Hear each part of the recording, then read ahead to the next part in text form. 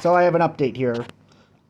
I was working on rebuilding the tilt trim cylinder, the double acting cylinder, and I noticed this this piece here that comes out of the ram.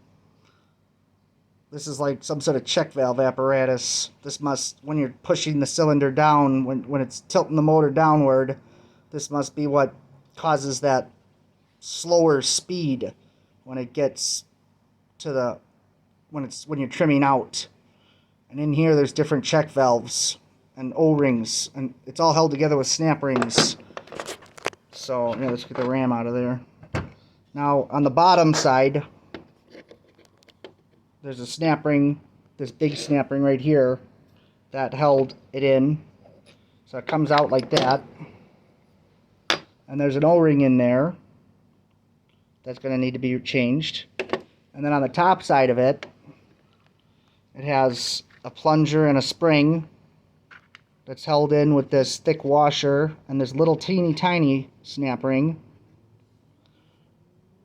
And on the rebuild kit, there's some extra parts that I couldn't use on the other side, so the rebuild kit on it that I'm using on this side is the same, and it has the O-ring for in there, and then this little tiny thick O-ring.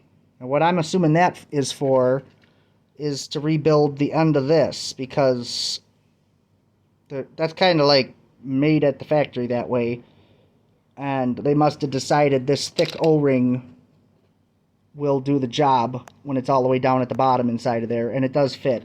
It slips down in there.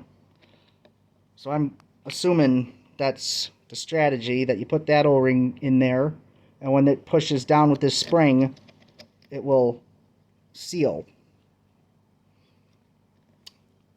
And then the washer, boy, this is going to be hard to get back together.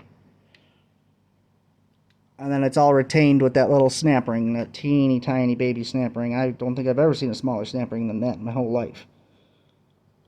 So that's probably going to be a bear to put back together, but needed to be done regardless. So I just thought I'd put that in there, and when I get it all put back together, I will make the next video. Thank you.